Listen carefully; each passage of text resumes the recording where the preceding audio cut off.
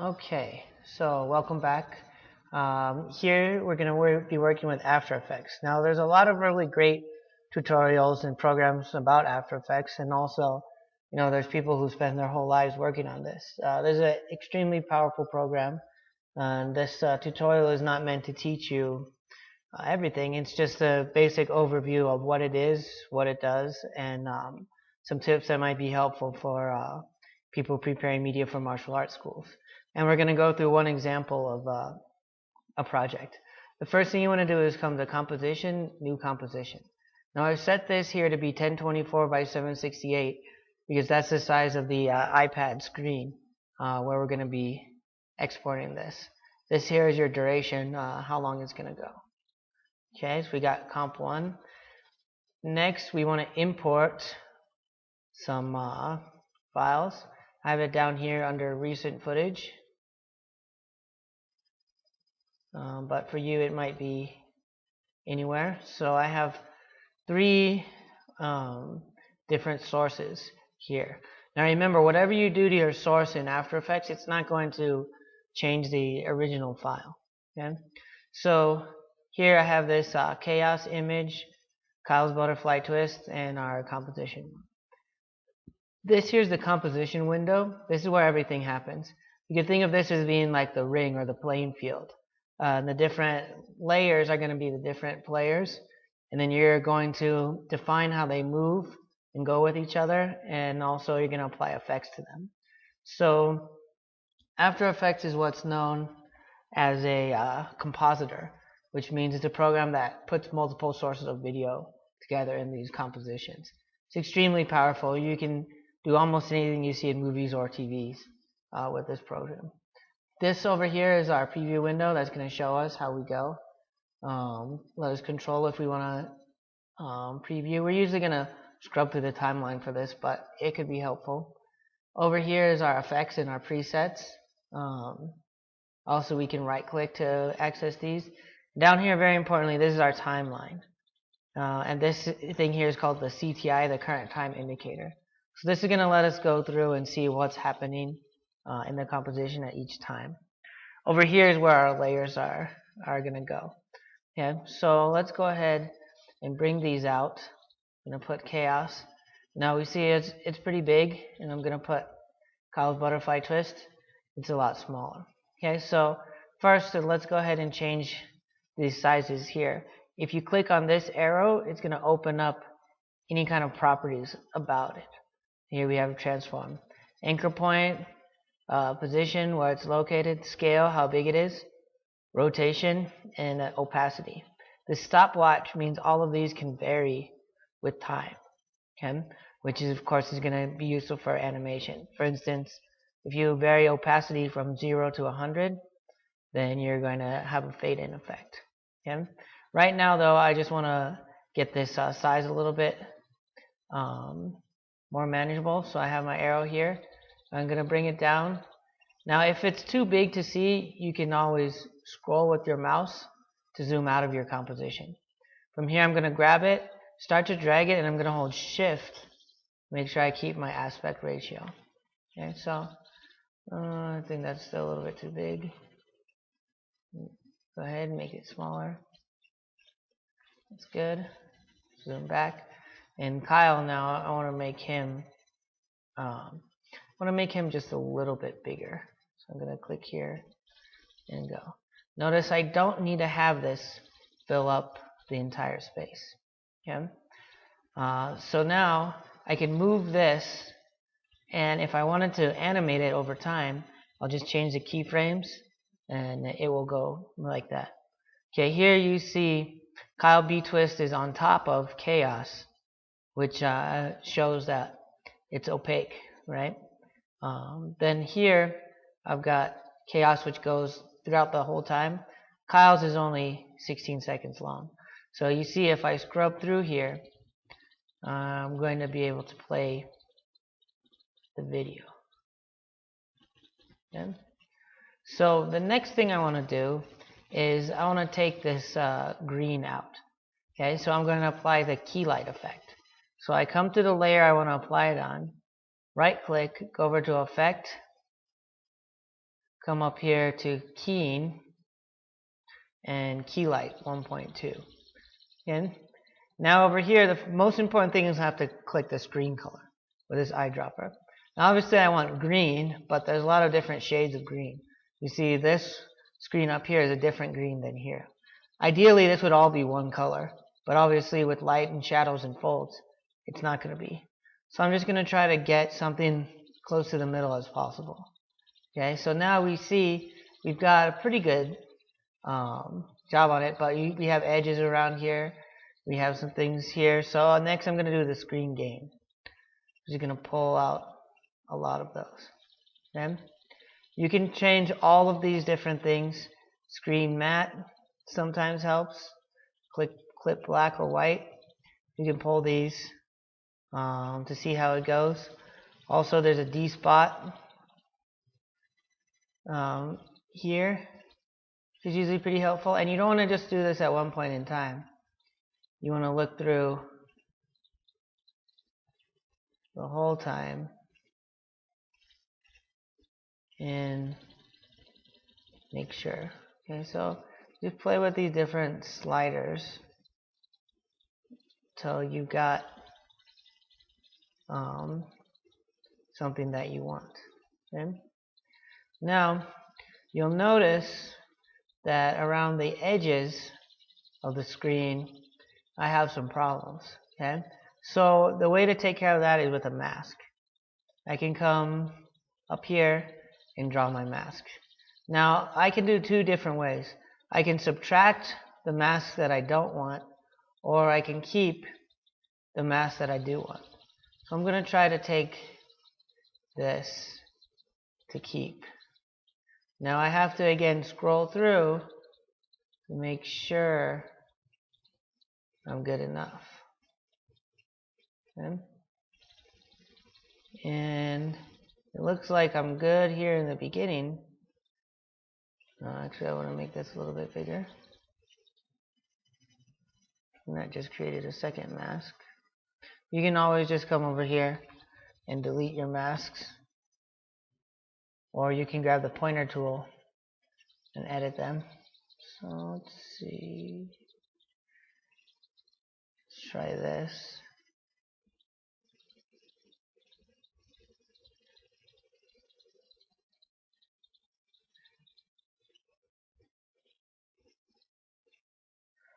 Becoming good in After Effects takes a lot of trial and error. Okay? However, also you can have the mask change over time too.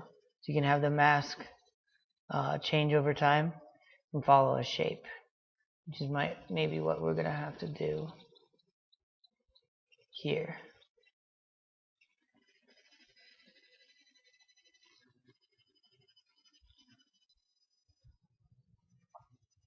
Okay, so we're back again. Now what I had to do was create this mask around Kyle that will subtract everything, and then I had to use keyframes to make the mask move with him.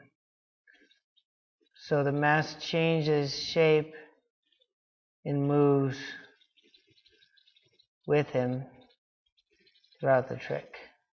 And looks like I missed a spot there, so I'm going to go back here, open it up a little bit more. Now let's see if there's any other spots that I missed. We have a problem here with this gray area, and we can't gray that out color wise because it's too close to Kyle's skin color. So we're gonna have to do something else with that later. Okay, now Kyle's is done. Let's go here to layer, new, solid. Okay, now we're gonna go ahead and just make a new solid. We can pick any color here, or we can pick any color out of there. So I'm just gonna do something. This is just gonna be a background. I'm just gonna make it kind of blue over here. Now it goes on the top. Okay, so we want to bring this down to the bottom so we can see the other things underneath it. Okay, alternately we can just change this normal mode here, and that's how the layers interact with each other. We're going to go ahead and do that on our chaos. Okay? If we want to change that normal, let's see, light. Okay? So that will allow our chaos to move. Now we're going to animate this here by clicking to make our position change with time. Okay? So then we bring it back here on the time frame. We're going to see what we want to do with it. Okay? So when it starts out, we want to have it kind of over here. So we can go ahead and put that here. It will create keyframes for us, or we can create them ourselves. Okay? Keyframes are the frames where you define the position and it will animate in between. And so right about here, we want to have it going over Kyle. So I'm going to create a keyframe, and then I'm going to move it so it's here. Okay? Then the next thing is we'll keep moving it, and by now it should be over. I'm going to create this keyframe and bring it over here. I want to kind of make it move a little bit on a line, so you can also, oops, that's not what we wanted. You can also kind of make this come out a little bit linearly. This frame, let's see, there's this keyframe. Yeah, it's going to move out. We want it to be a little bit farther. Actually, while it's here, we want to make it go fast. So it comes here. We want it to be down. Actually, yeah. And then from here, we want to make it start to go under. So let's go ahead and get rid of these keyframes. I wasn't sure at first what I wanted to do with it. Okay, so let's go back again and start over. From here, we want it to come just like this. And when he ducks, we want it to go quickly. So by here, we want it to be, we need to make our keyframe as ducking first. Okay. Here, oh, that's our problem. It wasn't varying with time. So then, when he's ducked, we want it to be all the way over here. Create a new keyframe. We'll let that thing go kind of fast. Oh, there's our problem. Anchor point. Okay. So, going back again. Sorry, one more time. When it starts, we want it to be kind of off screen here. That keyframe. Then when he's ducked, by the time he ducks, we want it to go quickly all the way over here. And then he's going to keep going. Now when it's going here, we want to bring it down. So we create that new keyframe. Bring it down. Give it some nice motion, like it missed him and is coming back. So now when it's about here, we want it to be under him. So get another keyframe here. Again, a nice circle. There we go. Just keep coming. By here, we want it to come back here. Okay. Well, let's not let it go off the screen too much. And now here he lands. We want it to come back down this way. And finally, at the moment he strikes, we want it to be in the middle. So bring it up here, and we'll have him hit it right about there. And we're good to go. So now we can see here it comes quickly. Boom. Over. It comes back. Boom. Good. Now it hit him over here though, so when it generates it automatically, sometimes we need to go and see. So it went a little bit too fast. So let's bring this keyframe back, or we can bring it even back this way. We'll make it go a little bit slower. See if he gets out of the way. No, he still didn't quite get out of the way in time. So what we need to do, let's see, yeah, here we need to make this so we can move these keyframes like this, which will make it take more frames, which will make it be slower. See if he gets out of the way in time. Oh, so close. Okay, so now he gets out of the way just in time. And it just misses in there. It's going to come under him. Well, let's make it go a little bit more under so it doesn't hit his arm. Okay, coming around, coming back, and boom. And there we go. Now the next thing we need to do is we need to apply that shatter effect on the chaos. So here under chaos, let's go to effect, and I think it's under simulation, shatter. Okay, so now we can control the shatter, and we can control everything about this shatter effect here. But what's going to happen is it's going to shatter it in the beginning. Now it's also showing us this wireframe model. Let's go ahead and see the rendered so we can see how it looks. Okay? So we see here it shatters immediately. Well, we don't want that. We want it to shatter here. Okay? So bring this up a little bit so we could see.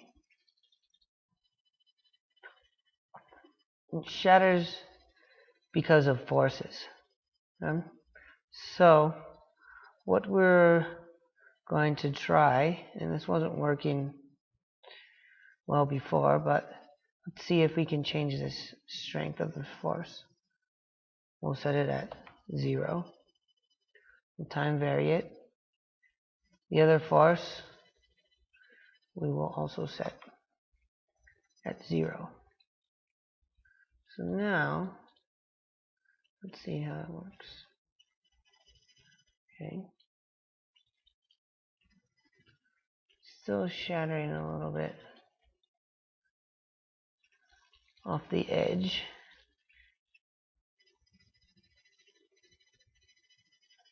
So there is in fact a way to get around it. We're going to take this shatter effect off of chaos. I'm going to let it come around here, and then at this precise moment we're going to end chaos layer. You can drag a layer like this, make it end. Oops, that was the solid layer. Let's end the chaos layer at this moment. So here, and it's gone. Okay. Now we'll go back. We can get our another chaos layer here, and we're gonna have to change the size also in the blending here. Let's see. Again, hold shift, maintain the aspect ratio. Let's zoom in. We want to make it so it's exactly the same size and place. Okay, let's try that. That lines up pretty good. Not exactly what we wanted. And there we go. So now the second chaos layer, we're going to start right there. And it's going to have the shatter effect. So then we go to Effect, Simulation, Shatter. Okay. So now we can apply that shatter effect, and you see if we again go to rendered, we'll see what happens. Come up. Oh. Okay. Let's change our forces. Looks good. We can change the shatter pattern. Let's let it shatter like glass.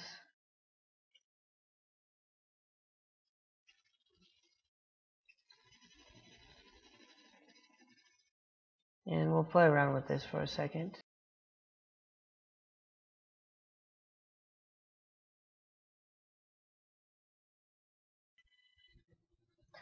Okay, so welcome back.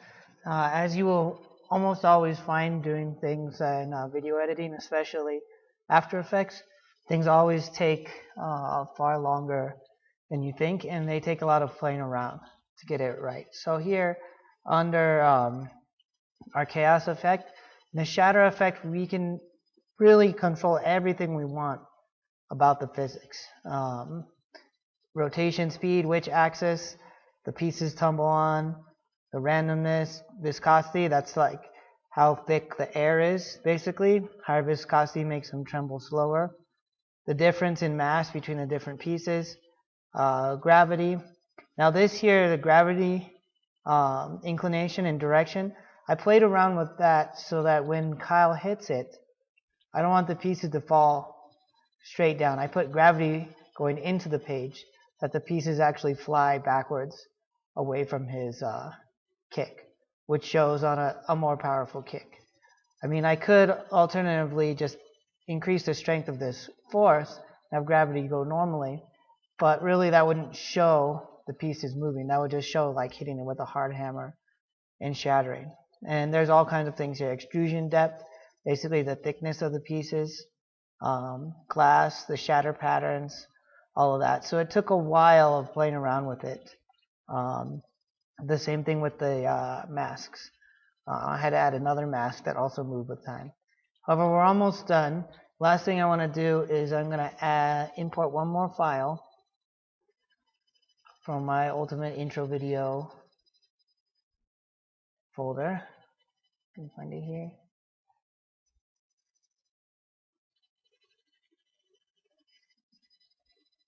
And this file is going to be an audio, basically just an MP3 file of glass shattering. Okay, so I'm going to bring that down here, and I want to set it right here. Also, you can zoom in to make sure that we're at exactly the right frame. I don't want it to be too soon, but I don't want it to be too late. But it looks like that's my junction here, so I'm going to bring this down here, add the layer. Notice it's going to put it at the beginning. I'm going to pull this up to where I want it to go. Okay? And that will be good. You know, it's a little bit longer than I'm going to end up using, about 8 seconds. I'm not going to use all of it, but it's okay to have it a little bit extra. We can clip it easily later. Okay? So now we'll also, looks like Color Butterfly Twist is a couple frames short. Just add it in there rather than moving it, which could change my timing throughout the rest. So then finally we're going to add to render queue down here. Make sure you go to custom, otherwise it's not going to export your audio that you need. And here you can set a bunch of things about how you want to export it. Let's see. It'll be good for now to make sure that it's good. When it's a lossless compression, it's going to be far bigger files than you could ever use. But you can always compress them later. So here's our final product. Hope you enjoyed it and hope you learned something.